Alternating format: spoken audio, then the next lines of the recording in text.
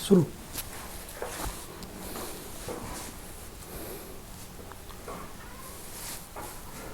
नमस्कार सभी को।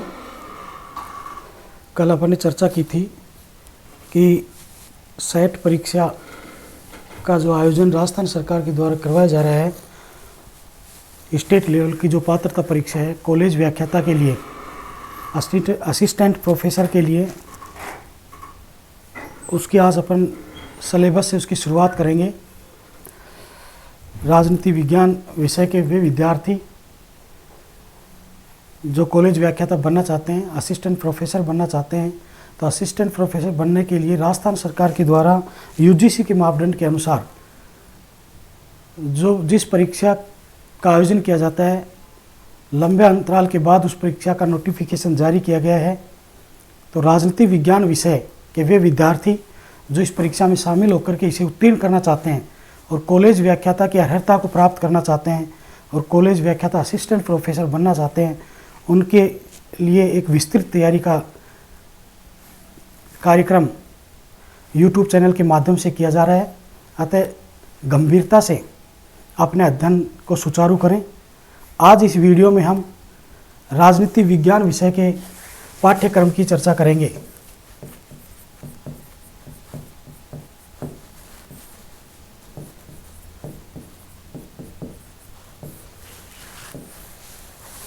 राजनीति विज्ञान विषय का जो पाठ्यक्रम है उसकी प्रमुख रूप से यूजीसी नेट का जो सिलेबस होता है उसी के अकॉर्डिंग यहाँ पर सेट का सिलेबस निर्धारित है और उसकी 10 इकाइयाँ निर्धारित हैं।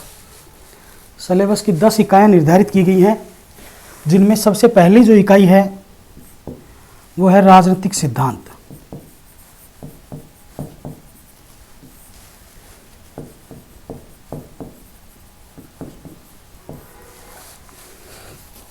राजनीतिक सिद्धांत में अनेक अवधारणाओं का अध्ययन किया जाता है।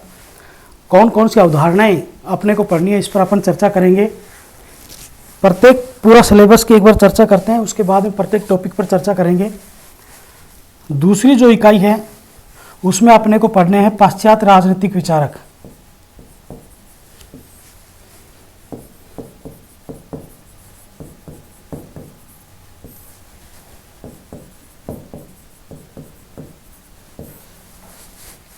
पाश्चात्य राजनीतिक विचारक।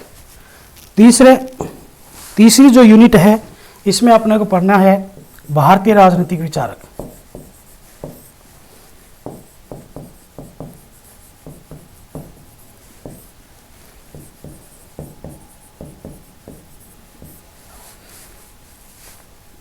नंबर 4 की जो यूनिट है उसमें अपने को पढ़ना है अंतर्राष्ट्रीय संबंध।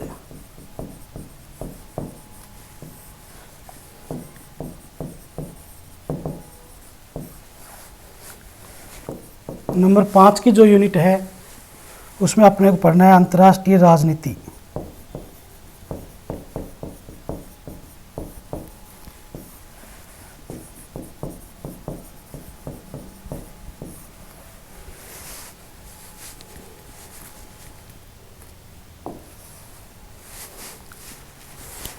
छह नंबर की यूनिट है उसमें अपने को पढ़ना है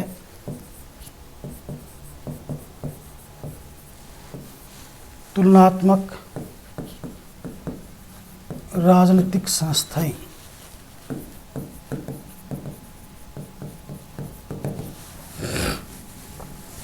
7 नंबर की यूनिट है उसमें अपने पढ़ना है भारतीय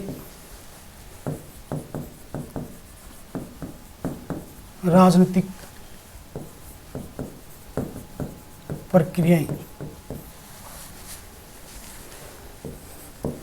8 नंबर की यूनिट है उसमें अपने को पढ़ना है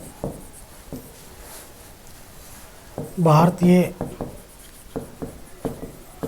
राजनीतिक संस्थाएं।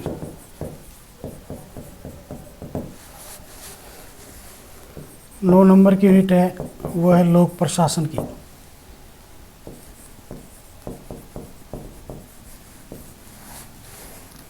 और 10 नंबर की यूनिट है वो है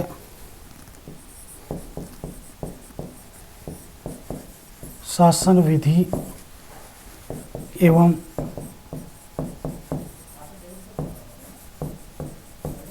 लोक नीति।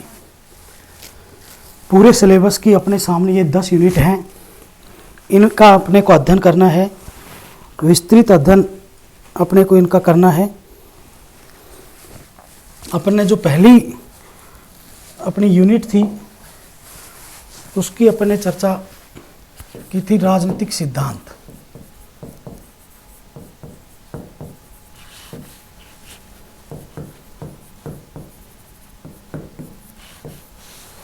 राजनीतिक सिद्धांत में मैं आपको बता देता हूं कि राजनीतिक सिद्धांत में जो टॉपिक पढ़ने हैं वो अनेक कंसेप्ट के टॉपिक हैं। कंसेप्ट में स्वतंत्रता का टॉपिक है, समानता का टॉपिक है, न्याय का टॉपिक है, अधिकार का टॉपिक है, नागरिकता का टॉपिक है। तो सबसे पहले राजनीतिक सिद्धांत में पूरा सिलेबस को स्टेप बाय स्टेप करना है, पूरा टॉपिक क्लियर करना है। पूरे एग्जाम आरपीएससी पैटर्न में जो प्रश्न पूछे जाते हैं उन प्रश्नों को अपने को हल करना है। प्रत्येक टॉपिक पर किसी प्रकार का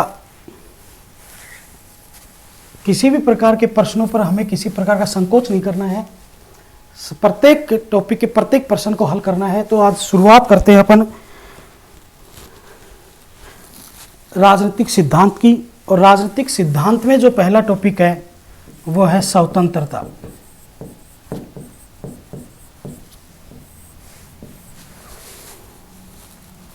स्वतंत्रता, समानता, न्याय, अधिकार, नागरिकता, ये ऐसे टॉपिक हैं जो हर कंपटीशन में आते हैं। मैंने पहले भी आपको बताया कि जो नेट का सिलेबस है उसी के अकॉर्डिंग सेट का सिलेबस निर्धारित है, क्योंकि नेट इस तरह का जो एग्ज़ाम होता है वो पूरे इंडिया लेवल पे अपन कॉलेज व्याख्याता के लिए ट्राई कर सकते हैं।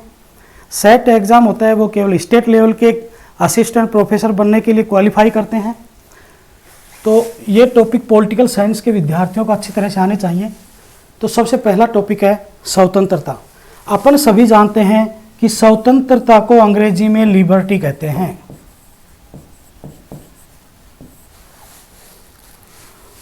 और लिबर्टी जो शब्द है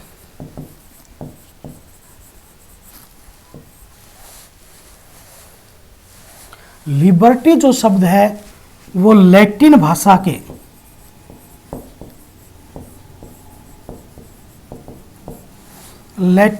के लिबर शब्द से बना है, जिसका अभिप्राय होता है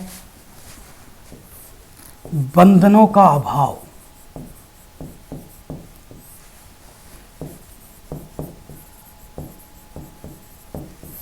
बंधनों का अभाव या बंधनों का न होना। तो इसके अर्थ में हम कह सकते हैं कि भाई लिबर्टी है वो लैटिन भाषा के लिबर शब्द से बना है, और इसका जो भावार्थ निकल के आ रहा है, इसका जो अभिप्राय निकल के आ रहा है वो है बंधनों का अभाव। तो इसी के परिप्रेक्ष्य में हम स्वतंत्रता को परिभाषित कर सकते हैं। तो इस आधार पर हम स्वतंत्रता की मीनिंग, स्वतंत्रता के अर्थ को स्पष्ट कर सकते हैं कि स्वतंत्रता किसे कह सकते हैं। तो ऐसी स्थिति जिसमें व्यक्ति के जीवन पर प्रतिबंधों का अभाव हो और वो अपने व्यक्तित्व का सर्वांगीण विकास करने के लिए स्वतंत्र हो, तो उसे हम क्या कह सकते हैं? स्वतंत्रता कह सकते हैं। तो प्रत्येक विद्यार्थी को क्लियर हो जाना चाहिए कि स्वतंत्रता जो शब्द है, स्वतंत्रता शब्द को अंग्रेजी में लिबर्टी कहा जाता है, और लिबर्टी शब्द है वो लैटिन भाषा के लिबर शब्द से बना है, जिसका अभिप्राय होता है बंधनों का अभाव या बंधनों का न होना। बंधनों की अनुपस्थिति ही स्वतंत्रता कही जाती है। इसके बाद में अपन देखते हैं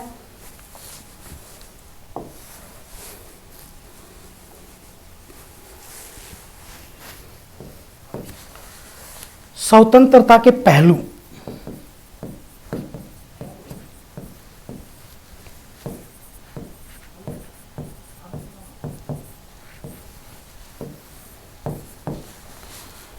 अपन सभी जानते हैं कि स्वतंत्रता के दो पहलू होते हैं। एक होती है नकारात्मक स्वतंत्रता,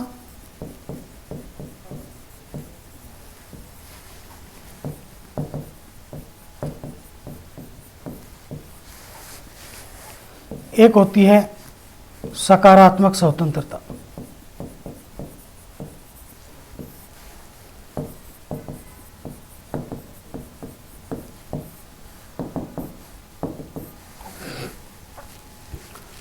नकारात्मक स्वतंत्रता को परिभाषित पहले करेंगे, फिर सकारात्मक स्वतंत्रता। नकारात्मक स्वतंत्रता का अर्थ अपन स्पष्ट करने पर ही इसके समझ में आ जाएगा क्या होती है नकारात्मक स्वतंत्रता। तो नकारात्मक स्वतंत्रता किसे कहेंगे कि वह स्थिति जिसमें व्यक्ति अपने व्यक्तित्व का विकास करने के लिए पूर्णतया समर्थ होता है। वह स्थिति जिसमें व्यक्ति अपने व्यक्तित्व का विकास करने के लिए समर्थ होता है, सक्षम होता है, उसके अंदर एबिलिटी होती है कि वो अपने व्यक्तित्व का सर्वांगीण विकास कर सकता है। तो उस स्थिति में जब व्यक्ति अपने व्यक्तित्व का विकास करने में समर्थ हो और राज्य के द्वारा उसकी उस स्थिति में उस पर कोई बाधा उत्पन्न न की जाए, राज्य के द्वारा उसमें कोई रुकावट पैदा न की जाए, तो उस स्थिति को अपन क्या कहेंगे? नकारात्मक स्वतंत्रता। वह स्थिति जिसमें व्यक्ति अपने व्यक्तित्व का सर्वांगीण विकास करने के लिए सक्षम होता है और उस स्थिति में राज्य उसकी उस स्थिति में कोई बाधा उत्पन्न न करे, तो वो स्थिति क्या कहलाती है? नकारात्मक स्वतंत्रता की स्थिति कहलाती है। दूसरा है सकारात्मक स्वतंत्रता, कि वह स्थिति जिसमें व्यक्ति अपने व्यक्तित्व के विकास में असमर्थ होता है। व्यक्ति अपने व्यक्तित्व के विकास में असमर्थ होता है और राज्य उसकी इस असमर्थता को दूर करने का ठोस प्रयास करता है।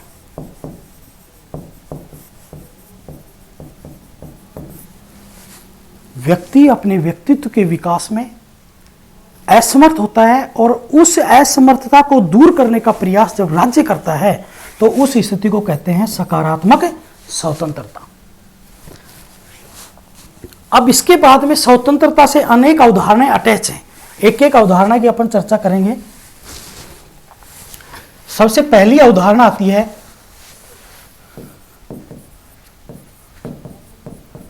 स्वतंत्रता और स्वच्छंदता।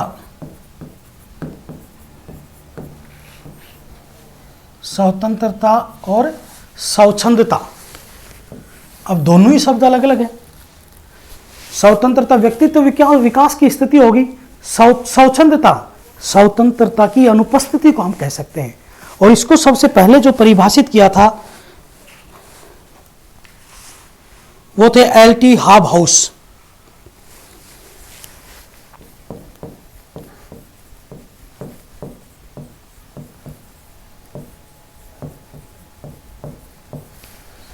एल.टी.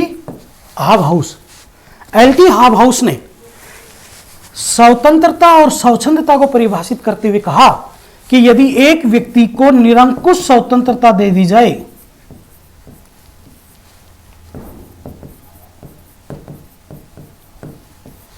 एल.टी. हॉबहाउस ने इसको परिभाषित करते हुए कहा कि यदि एक व्यक्ति को निरंकुश स्वतंत्रता दे दी जाए तो बाकी सभी व्यक्ति घोर पराधीनता की बेड़ियों में जकड़े जाएंगे। तो इसका मतलब यह हुआ कि किसी व्यक्ति को निरंकुश स्वतंत्रता प्रदान करना किसका उदाहरण हो सकता है? स्वच्छंदता का। तो एल.टी. हॉबहाउस ने अपनी प्रमुख पुस्तक एलिमेंट्स ऑफ सोशल जस्टिस में कहा कि एक व्यक्ति को यदि निरंकुश स्वतंत्रता प्रदान कर दी जाएगी तो बाकी सभी व्यक्ति घोर पराधीनता की स्थिति में या घोर पराधीनता की बेड़ियों में जकड़े जाएंगे। उसी प्रकार से दूसरी उदाहरण आती है सत्ता और स्वतंत्रता।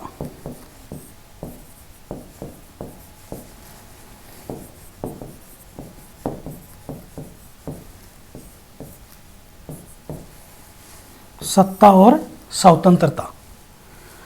अब यहां पर भी सबसे पहले अलेक्जेंडर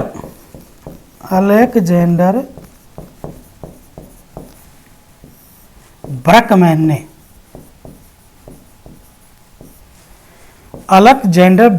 ने सत्ता और स्वतंत्रता को परिभाषित करते हुए कहा था कि अदम्य सत्ता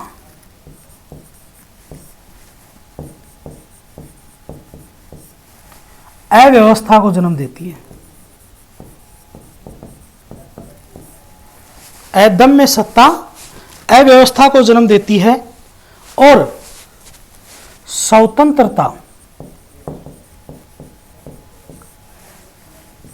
व्यवस्था को जन्म देती है। सत्ता और स्वतंत्रता के संबंध में अलेक्जेंडर ब्रैकमैन ने कहा था कि अदम्य सत्ता है वो अव्यवस्था को जन्म देती है और स्वतंत्रता है वो व्यवस्था को जन्म देती है। इसी को परिभाषित करते आगे देखना,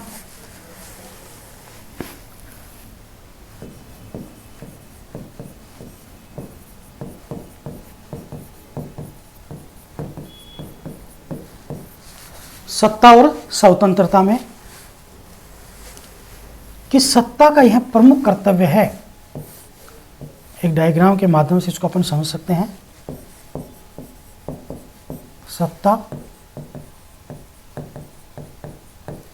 स्वतंत्रता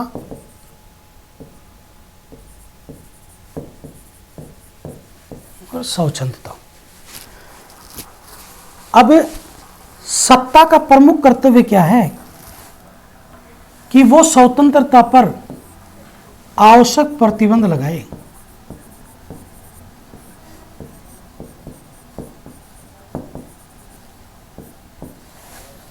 सत्ता का यह प्रमुख कर्तव्य है कि वो स्वतंत्रता पर आवश्यक प्रतिबंध लगाए जिससे प्रत्येक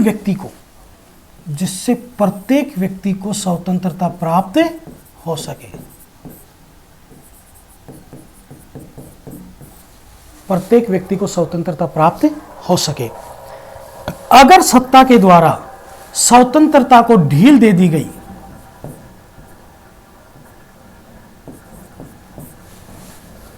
अनावश्यक ढील दे दी गई, शिथिलता प्रदान कर दी गई, तो फिर यह स्वतंत्रता किसमें परिवर्तित हो जाएगी? स्वच्छंदता में परिवर्तित हो जाती है। तो यह है सत्ता और स्वतंत्रता का जो कंसेप्ट है वो। अगला है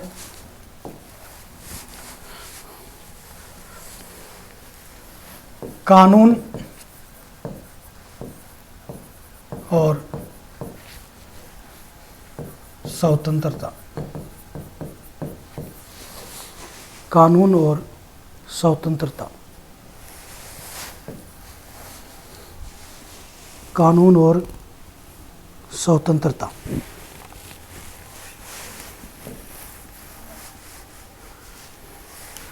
कानून और स्वतंत्रता को भी अनेक विचारकों ने परिभाषित किया है। इसको परिभाषित करते हुए श्रम संघवादी और अराजकतावादी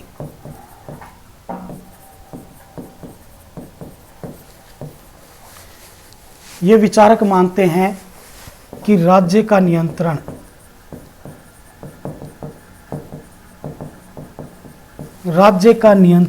कम से कम होना चाहिए।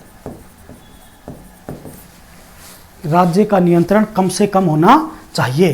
क्यों? क्योंकि राज्य का नियंत्रण जितना कम होगा उतनी ही स्वतंत्रता में वृद्धि होगी।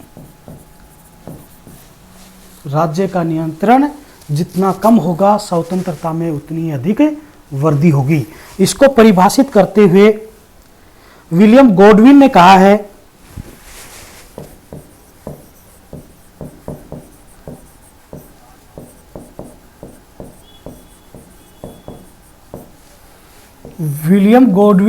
है कि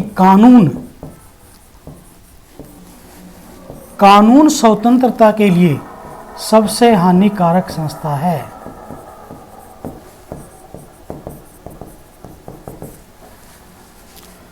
व्यक्तिवादी विचारधारा में अपन पढ़ेंगे कि व्यक्तिवादी चाहते हैं कि राज्य का नियंत्रण व्यक्ति की स्वतंत्रता पर कम से कम होना चाहिए। उसी प्रकार से विलियम गॉडविन ने कहा है कि कानून है वो स्वतंत्रता के लिए सबसे हानिकारक संस्था है। दूसरी तरफ कुछ विचारक अपन मानेंगे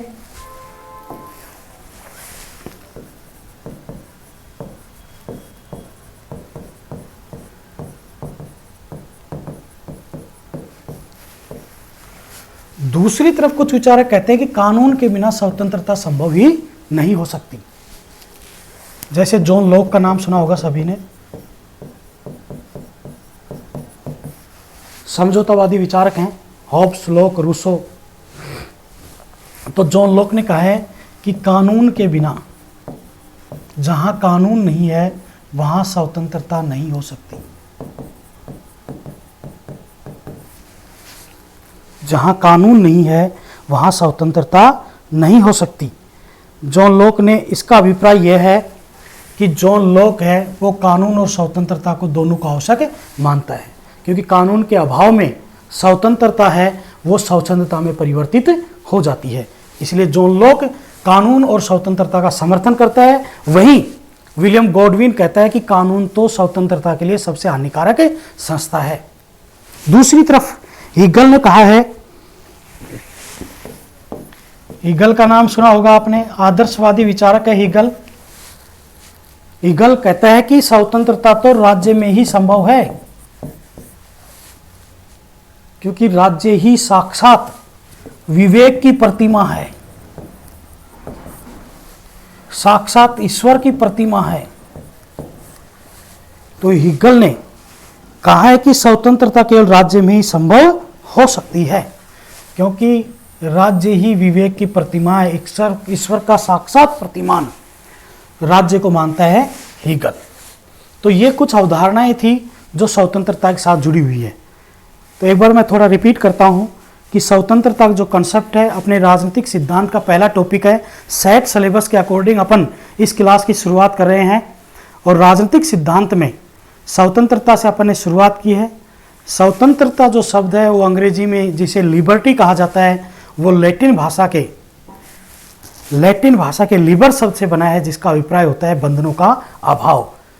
अतः ऐसी स्थिति जिसमें व्यक्ति अपने व्यक्तित्व का सर्वांगीण विकास करने के लिए सक्षम हो और उस पर कम से कम न्यूनतम प्रतिबंध हो, किसी प्रकार की बाधा का सामना उसे न करना पड़े, उस स्थिति को क्या कहते हैं? स्वतंत्रता कहते हैं। राजनीतिक सिद्धांत के अकॉर्डिंग स्वतंत्रता के दो पहलू हैं, सकारात्मक स्वतंत्रता और नकारात्मक स्वतंत्रता। नकारात्मक स्वतंत्रता वह स्थिति है जिसमें व्यक्ति अपने व्यक्तित्व के विकास के लिए सक्षम होता है, लेकिन वो चाहता है कि राज्य उसके मार्ग में कोई बाधा उत्पन्न न करे। नकारात्मक पूर्ण रूप से प्रतिबंध का अभाव होती है। सकारात्मक स्वतंत्रता जब व्यक्ति अपने व्यक्तित्व के विकास में अक्षम है और उस अक्षमता को, उस असमर्थता को दूर करने के लिए राज्य के द्वारा ठोस कार्रवाई की जाए, सफल प्रयास किए जाए, तो उसे सकारात्मक स्वतंत्रता कहा जाता है। और ये कुछ अवधारणाएं हैं स्वतंत्रता से संबंधित। अगला टॉपिक आता है स्वतंत्रता के प्रकार।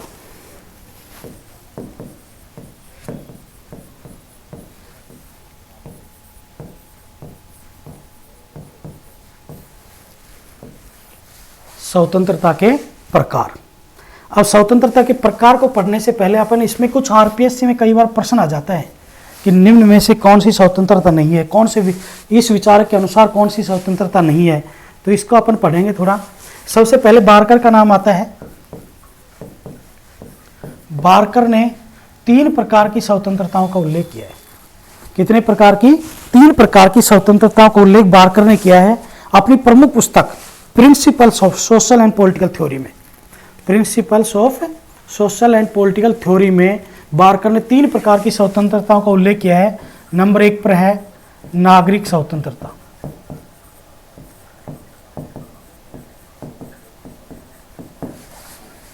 नंबर 2 पर है राजनीतिक स्वतंत्रता,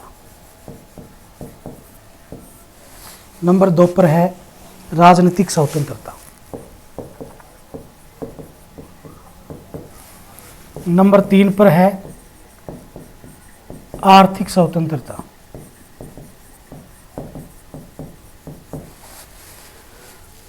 तो सीधा सा प्रश्न अगर आरपीएससी पूछती है कि बारकर के अनुसार निम्न में से कौन सी स्वतंत्रता नहीं है, तो इन तीनों को अपने को याद करना पड़ेगा।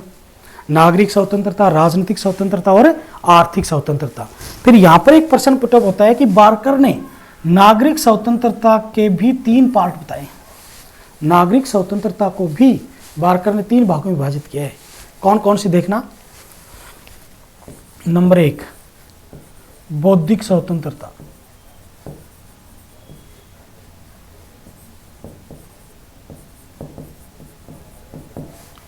नंबर 2 दैहिक स्वतंत्रता।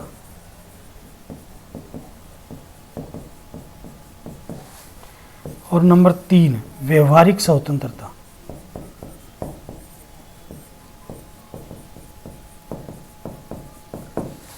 व्यवहारिक स्वतंत्रता। अब यहां पर प्रश्न आता है कि बौद्धिक स्वतंत्रता कि देखो यहां पर तो प्रश्न बन रहा था कि बारकर ने 3 प्रकार की स्वतंत्रताओं को लेकर नागरिक, राजनीतिक, आर्थिक। फिर नागरिक स्वतंत्रता को बारकर ने 3 भागों में विभाजित किया है, बौद्धिक स्वतंत्रता, शारीरिक स्वतंत्रता और बौद्धिक स्वतंत्रता, दैहिक स्वतंत्रता। दैहिक स्वतंत्रता को अपन शारीरिक स्वतंत्रता भी कह सकते हैं, और व्यवहारिक स्वतंत्रता। यहां पर बौद्धिक स्वतंत्रता का अभिप्राय क्या है? बौद्धिक स्वतंत्रता का अभिप्राय है विचार एवं व्यक्ति की स्वतंत्रता।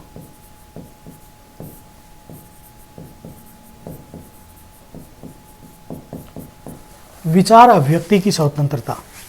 दैहिक स्वतंत्रता का मतलब है कानून के उल्लंघन के बिना दंड नहीं दिया जा सकता, और व्यवहारिक स्वतंत्रता का मतलब है अनुबंध की स्वतंत्रता है। अनुबंध कैसे हो की स्वतंत्रता का उल्लेख किया है। तो नागरिक स्वतंत्रता, बारकर के अनुसार 3 प्रकार की स्वतंत्रता होती है, नागरिक, राजनीतिक और आर्थिक।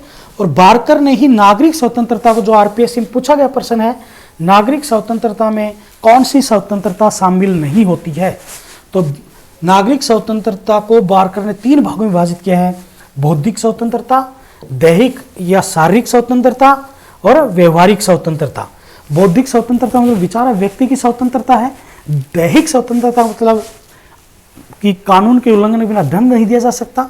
व्यवहारिक स्वतंत्रता के अनुबंध कैसे हो कि स्वतंत्रता पर बल देती है। फिर दूसरे विचारक आते हैं जॉन लॉक।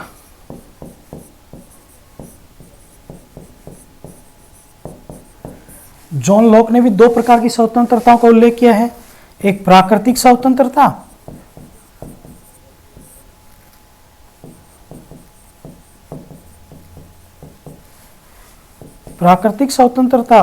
और दूसरी है सामाजिक स्वतंत्रता।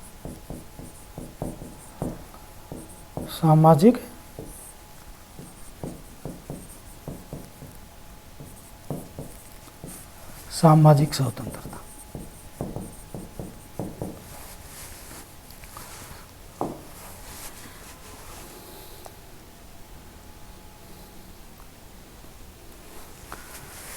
अब फिर अपना टॉपिक आता है स्वतंत्रता के प्रकार। चल रहा था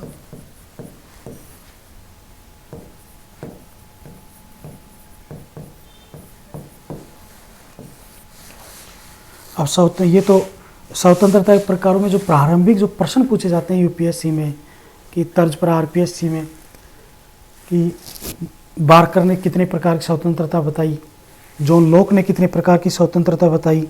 उसके बाद में स्वतंत्रता के सामान्य प्रकार आते हैं। जब सबसे पहली स्वतंत्रता आती है प्राकृतिक स्वतंत्रता।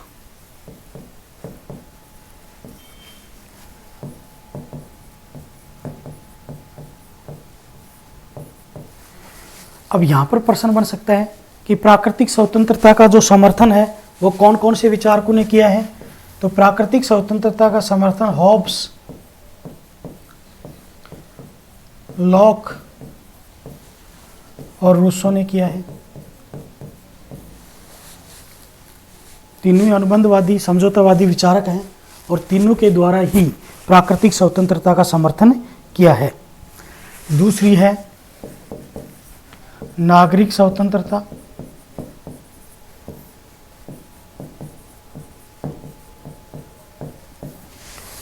नागरिक स्वतंत्रता किस पर बल देती है कि कानून के समक्ष सभी समान होते हैं।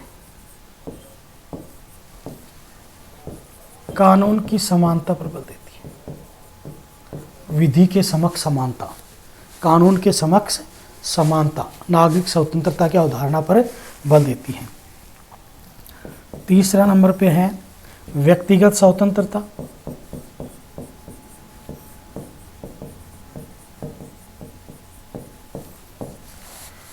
व्यक्तिगत विकास पर बल देती है। 4 नंबर पर आती है राजनीतिक स्वतंत्रता।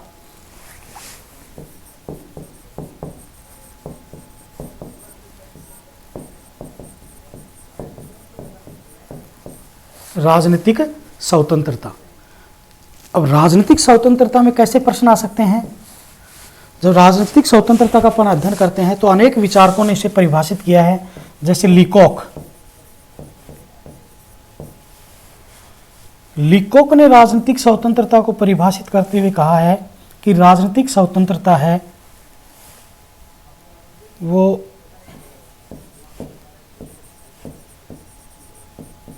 संवैधानिक। लीकॉक ने राजनीतिक स्वतंत्रता को परिभाषित करते हुए कहा है कि राजनीतिक स्वतंत्रता संवैधानिक स्वतंत्रता है। राजनीतिक, तो प्रश्न आ सकता है कि लीकॉक ने संवैधानिक राजनीतिक स्वतंत्रता को क्या नाम दिया है? संवैधानिक स्वतंत्रता का नाम दिया है। उसी प्रकार से राजनीतिक स्वतंत्रता को गिलक्राइस्ट ने भी परिभाषित किया है।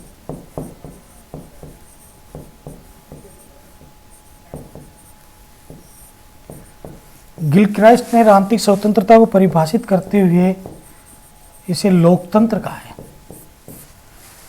गिलक्राइस्ट ने संवैधानिक स्वतंत्रता को क्या कहा है? लोकतंत्र कहा है। फिर इसी प्रकार से एक विचारक आते हैं ब्लेक स्टोन।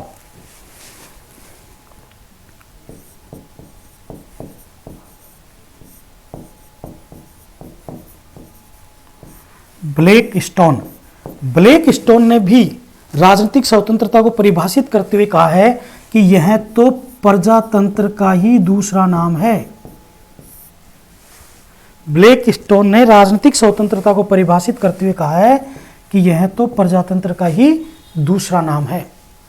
तो इस प्रकार से राजनीतिक स्वतंत्रता में प्रश्न बन सकते हैं कि राजनीतिक स्वतंत्रता लीकॉक ने संवैधानिक स्वतंत्रता कहा है, गिलक्राइस्ट ने लोकतंत्र कहा है और ब्लेक स्टोन ने कहा है कि यह तो प्रजातंत्र का ही दूसरा नाम है। तो यहां पर 4 प्रकार हो गए स्वतंत्रता के। आगे है नंबर 5 पर आर्थिक स्वतंत्रता।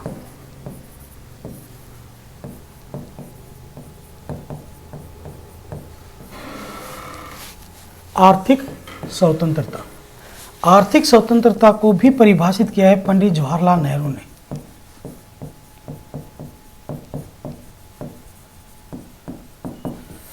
पंडित जवाहरलाल नेहरू ने आर्थिक स्वतंत्रता को परिभाषित करते हुए कहा कि भूखे व्यक्ति के लिए वोट का या मत का कोई महत्व नहीं होता है। क्यों? क्योंकि उसकी मूलभूत आवश्यकताएं पूरी होनी चाहिए। तो ये है स्वतंत्रता के प्रकारों का टॉपिक। आज की क्लास में इतना ही, बाकी अगली क्लास में आगे बढ़ाएंगे इस टॉपिक को। धन्यवाद।